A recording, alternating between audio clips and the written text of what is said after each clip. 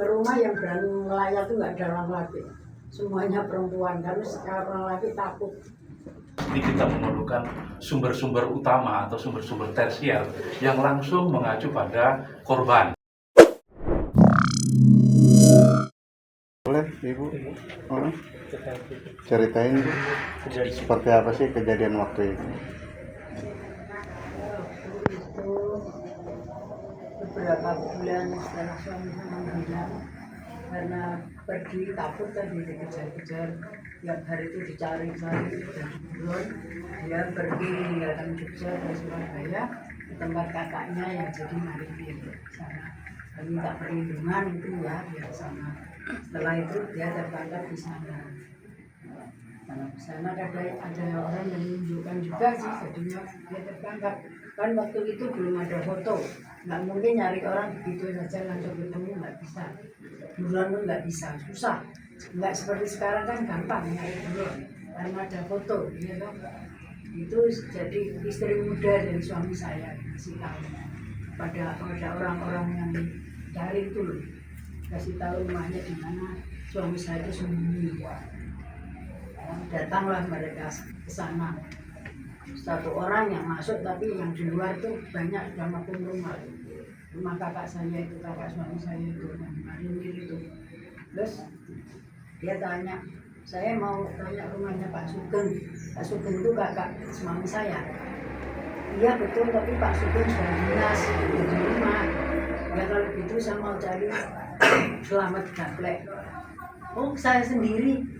Lihat gitu, dikiranya dia yang nyari itu tetangga atau siapa ya gitu kan, dia orang disitu sembunyi toh gitu. Terus dia mari ikut saya gitu. Terus dia suaminya kakaknya kemudian datang, terus dia minta izin, saya mau nangkep adiknya bapak. Ya silahkan kalau memang ada saya bersalah itu. Dibawa lah suami saya itu pergi dari rumah itu. Oh, istrinya yang menyembunyikan saya itu udah pulang dulu seminggu kemudian itu. Terus dia dibawa dengan mobil ke Jogja, sampai di Klaten, hampir sampai di Jogja ya Klaten itu suami saya ditembak di perkebunan tembakau waktu di sawah. Di jalan itu ada kebun tembakau itu loh. Di situ suami saya dihabisi nyawanya. Ditembak itu dengan diberondong senapan itu sampai hidup dadanya itu 36 petir, sampai belum lututnya, belum kakinya, belum sini. Suami saya hancur, tembak. Bukan cuma sudah dada sekali, tapi langsung banyak gitu, diberondong gitu. Suami saya terus belum meninggal saat itu. Dia kan juga namanya orang itu udah punya ilmu ya. Dia bilang gini, kalau kalian menghendaki nyawaku, aku tak menganga mulutku, tembaklah mulutku, bilang gitu. Setelah ditembak sekali mulutnya itu langsung dia tertular. Setelah itu dia dibawa ke Jogja lagi toh, dimasukkan ke mobil. Lah adiknya suami saya itu ditahan waktu itu. Dia disuruh nyuci mobil. Kok penuh darah, dia pulang kan di Sandra, dia ditahan, nggak tahu tahannya di mana. Ya dia pulang, Mbak itu aku tadi, kok pulang, saya tanya gitu. Ya Mbak, karena aku suruh pulang, aku tadi itu suruh nyuci mobil Mbak, tapi mobil itu penuh darah. Jangan-jangan Mas Slamet ya, saya udah nanti kata-kata itu, Mas Slamet tertangkap gitu loh maksudnya. Terus saya pikir, oh iya mungkin. 30 menit setelah itu datang dari rumah sakit, pegawai rumah sakit itu membawa ambulan datang. Katanya saya nyusul, saya suruh ngambil jenazahnya Pak Selamat Gaplek di rumah sakit, bawa peti mati sama kain kafan sama plastik, dia bilang gitu. Lalu saya ambil ke sana, saya ambil dan masukkan dalam peti waktu itu. Terus di rumah gua penuh orang, nggak tahu orang mana itu berkumpul di sana. Tetangga aja nggak berani keluar, tetangga itu takut. Di situ terus saya buka, tak ambil dari panjang itu, tak buka. Bu, nggak usah dibuka Bu, jangan dibuka. Saya buka, saya mau lihat suami saya, bukan. Kan yang tertembak bukan suami saya dok. Di rumah sakit banyak saingannya. Siapa tahu yang dimasukkan sini orang lain. Begitu lah, udah gitu saya lihat, oh ya betul suami saya. Tapi udah terbungkus rapi, cuma matanya ini yang nggak ada, udah kosong matanya. Udah gitu tuh pakaiannya yang udah rapi, saya masukkan lagi petinya itu saat bawa terkubur itu. Setelah di pemakaman juga di pinggir jalan tuh orang banyak melihat orang keluar semua. Kalau ke rumah yang berani melayat tuh nggak ada orang laki, semuanya perempuan karena orang laki takut. Kalau mereka dengan tetangga suami saya tuh dengan tetangga itu baik. Sampai sekarang tuh sama saya tetangga itu ingat kebaikan suami saya. Kalau saya belanja apa di rumahnya tuh nggak pernah mau menerima uang dari saya. Nggak usah mbak, suami muda, anak muda banyak, itulah kebaikan suami saya. Tetangga semua lebih banyak gitu, ingat kebaikan suami saya. Jadi dia itu sesungguhnya baik, tapi kenapa kok dituduh yang enggak dulu? Tuduhan apa sih Bu terhadap almarhum? Tuduhannya pemerasan. Pemerasan. Iya. Padahal suami saya itu nggak merasa apa-apa. Cuma dia itu kan di Malioboro itu kan banyak Cina yang buka toko dulu ya. Itu cuma memberi uang itu karena dijaga keamanannya. Itu. Tapi orang yang nggak suka tuh dibilang suami saya itu meres. Itu jadi semua kan pasti diadakan pemberantasan kejahatan itu, yang baik maupun nggak baik itu langsung disamaratakan, dibunuh. Banyak orang terbunuh dulu. Tembaknya tuh kadang nggak ada suaranya, tembak tahu-tahu dia mati. Makanya dinamakan tembakan misterius karena nggak terdengar dor gitu, nggak. Malah anak teman saya tuh yang namanya Iring itu ditembak di sawah lagi mau cari cacing buat mancing, itu di depan anaknya tembak juga 3 kali, sekali aja dia ada rubuh itu 3 kali, lalu diinjak-injak itu diseret ke mobil, itu dilempar di truk bawa ke rumah sakit. Waktu itu untung masih jenazah itu bisa pulang tuh untung, yang lainnya cuma pakaian yang dikembalikan. Ini baju suamimu, ini baju anakmu yang punya anak dulu. Waktu jemput itu masih menggunakan pakaian anggota atau preman? Preman. Mengatasnamakan dari? Oh, enggak mengatasnamakan siapa-siapa. Pokoknya ini yang saya cari gitu. Berapa orang? Banyak kalau nyari itu ya 10 orang, 20 orang. Enggak, waktu ke rumah? Ke rumah, iya banyak. Sambil nodongan senjata itu, nggak cuma tangan kosong. Saya juga ditodong, tapi saya jawab nggak tahu begitu dia kemana. Selama ini Sebetulnya iya. iya, Iya. selama ini sejarah yang bilang Pak Slamet itu adalah preman berarti bukan dia cuma difitnah gitu. Iya. Jadi dulu itu disamaratakan. Dulu pertama yang dicari itu orang yang bertato. Banyak sekali tahu orang bertato itu dihabisi. Dia benar apa salah apa enggak, mati semua. Dulu tuh miris udah. Mana anak saya tuh masih kecil-kecil 2. Yang menarik kan sebetulnya setelah peristiwa itu bagaimana Ibu Tina bertahan hidup gitu?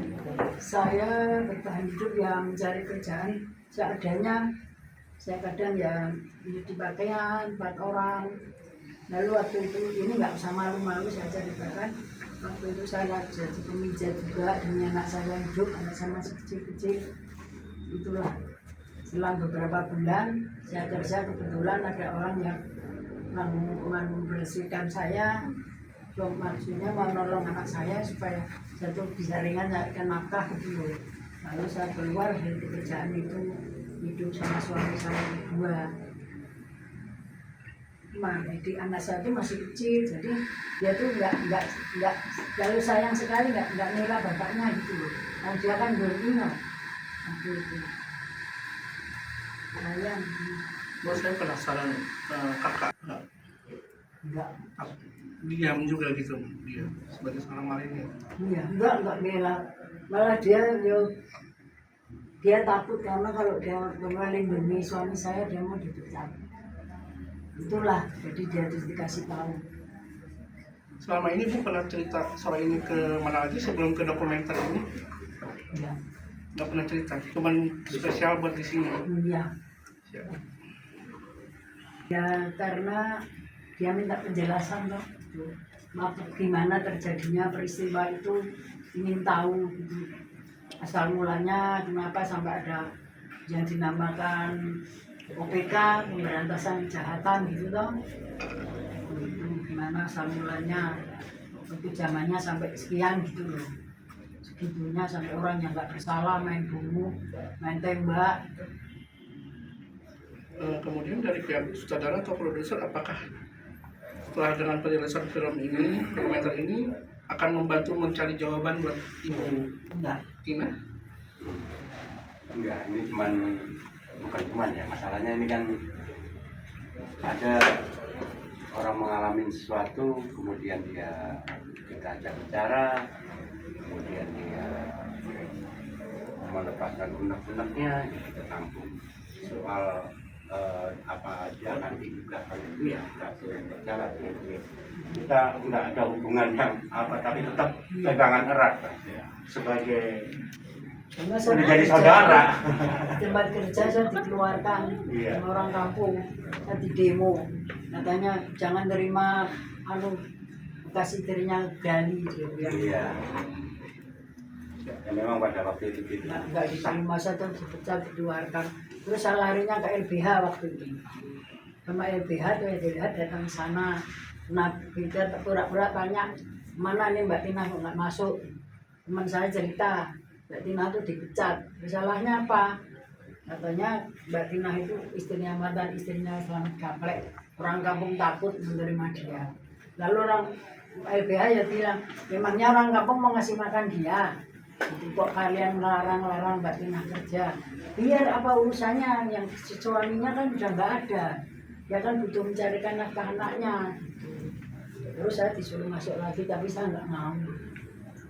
Mencari kerjaan lain.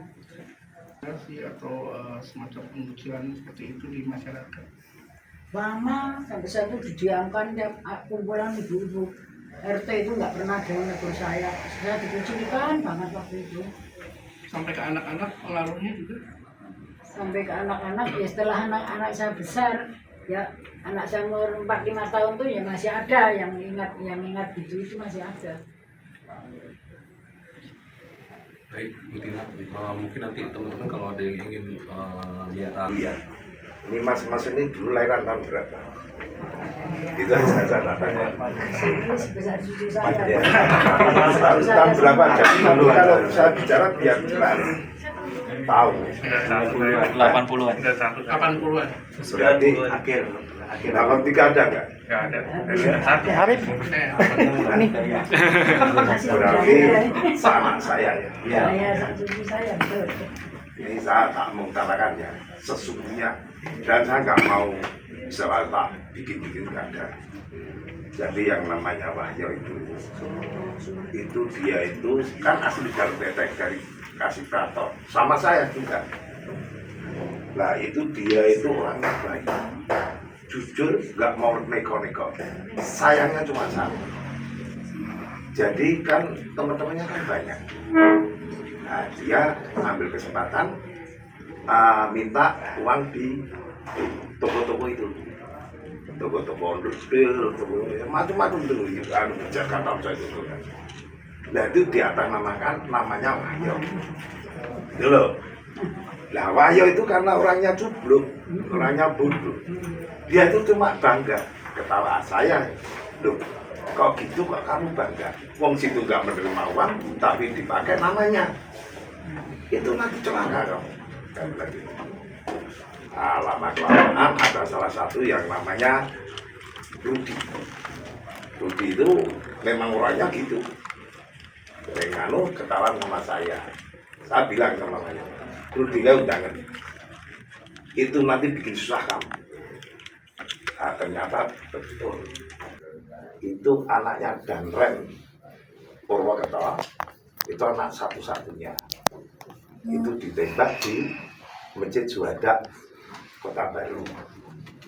Itu anak satu-satunya itu perempuan, karena dia tuh bela barangnya sama pacarnya, dia mau ditusuk, perempuannya itu yang nampingi kena. Nah itu terus ada peristiwa itu selanjutnya. Karena itu dulu, ini cerita ayah saya ya, itu dulu adalah anak satu liting dengan Benny Murdani, anaknya sama satu-satunya. Mereka gini gimana? Ternyata dia juga mengalami tuh anak satu juga kan sudah hilang kalau anak satu menghadap Pak Harto itu.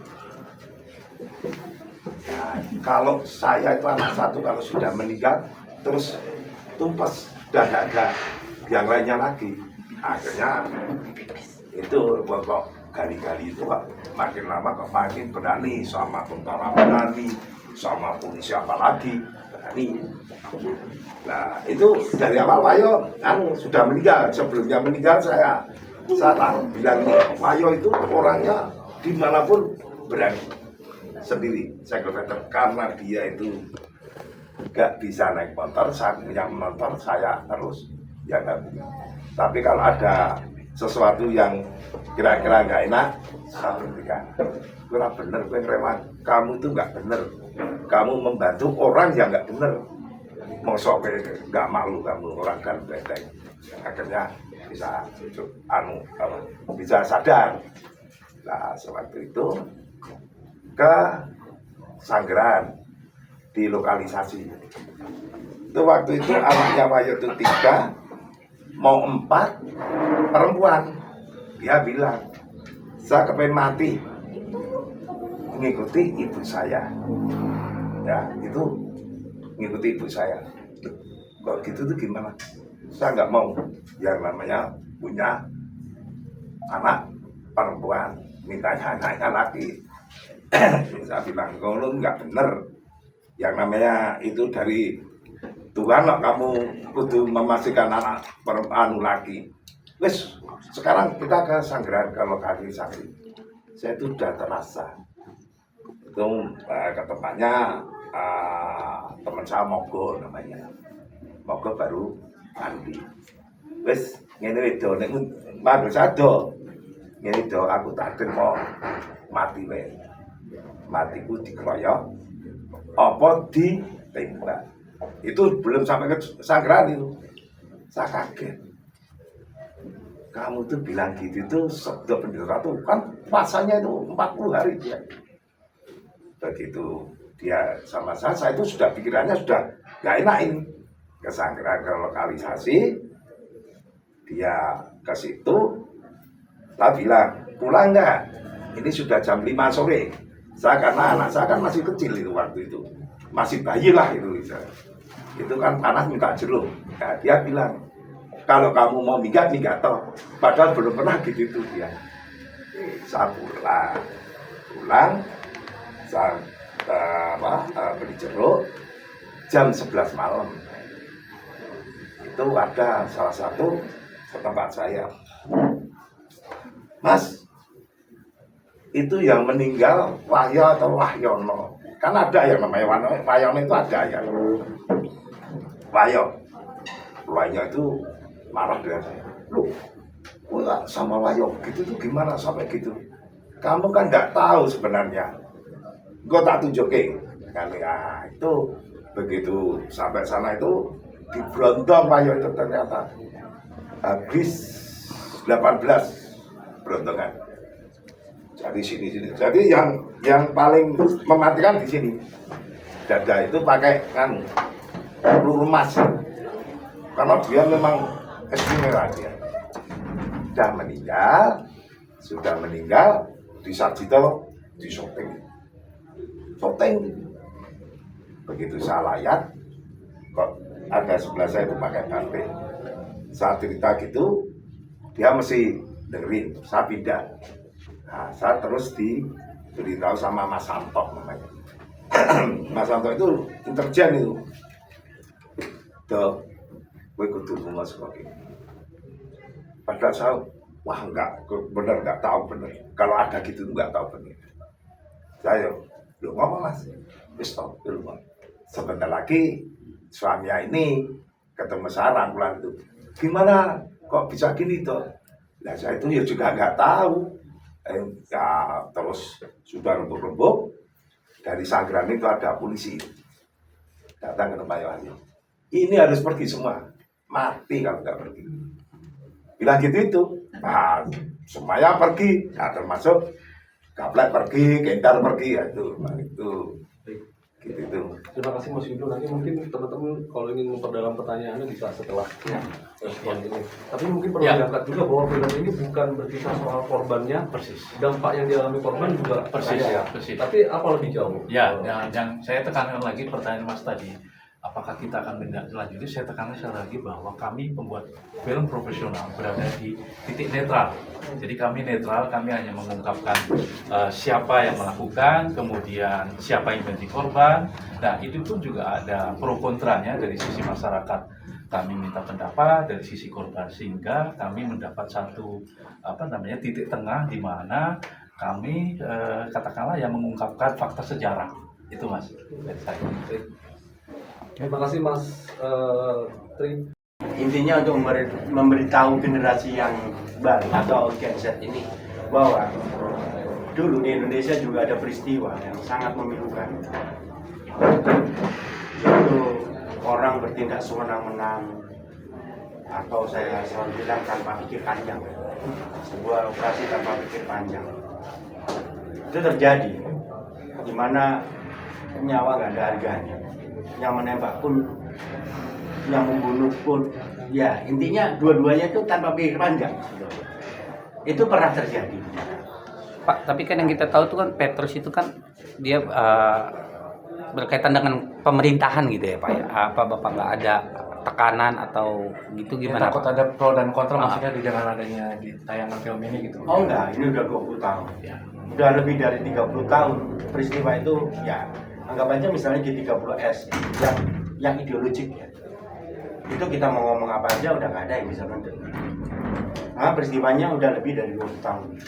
Sehingga hukumnya udah nggak bisa. Jadi kita mengikuti itu. Kalau misalnya tahun 90-an kita bikin tentang Petrus, pro kontranya akan tutup mulut. Gitu. Ya, pada waktu itu juga misalnya ya, korban itu artinya orang yang netral, pedagang yang misalnya dipajak, lepas ada yang suka dipajakin atau dijaga keamanannya. Kalau kita lihat film Godfather itu ya inspirasinya rata-rata dari sebuah film Bonnie and Clyde yang dia merasa dijaga, dia kasih. Ya kita kan nggak tahu siapa yang nyuruh, bisa aja Polres setempat dan rem setempat yang udah dipesenin. Nah, ini kan orang-orang yang suruhan. Nah, gitu. Jadi itu terjadi, tapi kemudian menjadi kacau ketika ya ada sesuatu yang tidak mengenakan di orang pemerintah. Itu aja. Ya, saya tambahkan bahwa peristiwa Petrus itu fakta sejarah yang oleh rezim Orba pada saat itu tahun 1981-1983 adalah satu tindakan politik, ya, keputusan politik yang menyangkut tentang keputusan untuk mengambil tindakan tegas.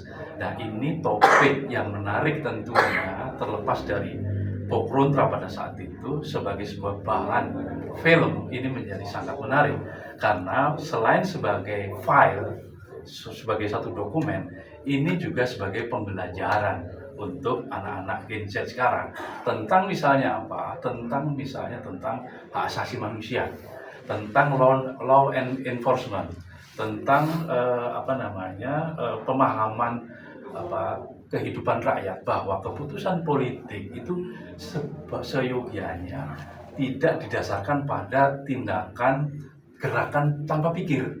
Jadi semua diambil hanya karena dasaran keputusan sepihak dari pemerintah yang sebenarnya perlu kajian dari banyak aspek. Nah, ini penting untuk pembelajaran masyarakat atau Gen Z pada saat sekarang ini. Itu. Berarti ini hanya pembelajaran gitu ya Pak, tidak ada maksud untuk mencari keadilan pada saat peristiwa itu enggak? Karena udah ditutup, Udah expired. udah ya. expired, nggak bisa. Bisa gitu. Oke Mas, untuk prosesi syutingnya kan maksudnya ini kan butuh riset lama juga ya maksudnya. Iya, Untuk betul. dokumenter kan memang Iya, fakta kan. Betul. Seperti apa sih, ada tantangannya seperti apa nih Mas? Iya. Prosesnya seperti apa dalam pembuatan? Ya, Izin ya, ya pasti ya, karena fakta sejarah tentu kita butuh riset yang sangat ketat. Pasti kita memerlukan sumber-sumber utama atau sumber-sumber tersier yang langsung mengacu pada korban, ya korban-korban.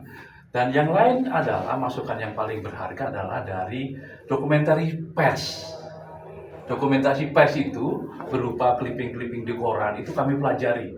Kami cari titik temunya, kemudian kami cari narasumber-narasumber yang paling berkompeten. Nah, dasar dari itu yang paling utama untuk menguatkan dasar tindakan kami memutuskan ini menjadi film adalah buku Soeharto. Ya, jadi situ kami mendapat pijakan yang sangat kuat dari sudut manapun. Gitu kira-kira.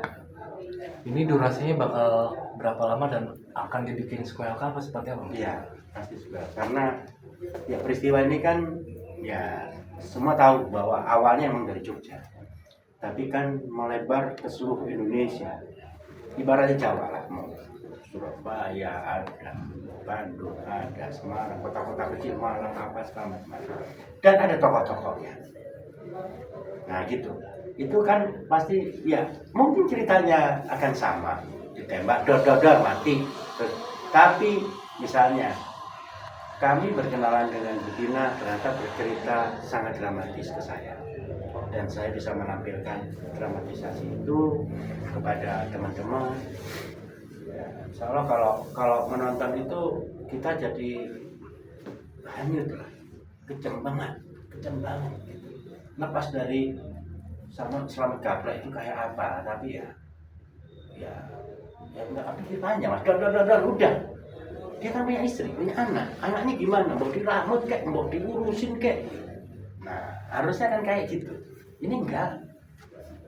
Pak, sekarang kan juga Petrus itu kan di media sosial juga banyak kontroversi ya Pak ya. Karena kan sekarang banyak ormas juga, banyak juga netizen yang bilang udah lebih baik diadakan Petrus lah biar Jakarta aman itu. Apakah ambil dari situ juga Pak? Enggak. Sekarang itu nggak perlu takut sebenarnya ada Petrus lagi. Kenapa? Masyarakat Jakarta, masyarakat Indonesia, masyarakat dunia udah pegang senjata masing-masing. Sekarang Anda pegang senjata, Anda pegang senjata. Gak ada yang berani jahat sama kalian. Senjata kalian adalah ada kamera di tangan Anda semuanya. Saya nggak bilang handphone. Semua orang udah takut dengan kamera. Sumpah demi Rasulullah ini. Saya ada orang jahat, saya kirakan pergi Mas Dira. Cuman handphone, kamera, nggak perlu dor. Lebih memalukan daripada dor. Artinya orang lebih menghargai nyawa sekarang. Sekarang gini, itu cuman yang digosipin. Zaman Mas, sebelum ada kiriman paket online, kalau ada paket online, habis itu dari kampung dengan bawa barang segitu. Kalau itu terjadi saat ini berarti Indonesia nggak aman. Tapi yang terjadi adalah mau ada anak nongkrong mabuk itu lewat aja malam-malam. Ada yang rampok, ada yang malak, nggak ada.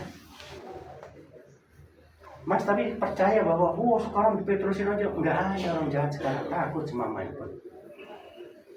Tapi sekarang tuh banyak juga Pak yang pingin ibarat kata diadakannya Petrus, karena sekarang kan banyak begal, banyak ormas. Saya barusan ngomong, begal nggak ada Mas. Itu dengan dibuktikan. Pengirim paket itu Mas, setiap jam, setiap malam kamu tanya, bawa barang yang gampang banget dirampok. Demi Allah Mas, kalau saya jadi perampok itu paling enak. Itu barang bisa 20 juta, 30 juta satu orang. Nggak ada mas. Itu cuma asumsi mas saja. Itu bukti nyata. Tongkrongin orang paket yang bawa barang motor, banyak barangnya lewatin anak-anak. Nggak ada yang nakalin mas. Karena takut dengan handphone. Mas disuap, mas dimintain duit, sodorin handphone mas. Nggak jadi mas. Sumpah ini mas, semua orang udah ngerasain. Senjata kita sekarang handphone, bukan senjata membunuh orang, tapi mempermalukan orang. Ya, ini untuk tayangnya sendiri kapan kalau boleh tahu mas? Tayangnya Tanggal 5. tanggal Saya pastinya nggak tahu, tapi tanggal 5 yang saya udah siap. Ada mau tambahan? Oke. Cukup. Cukup ya. Terima kasih Terima banyak kasih. Sama-sama. Bapak Ibu. Baik.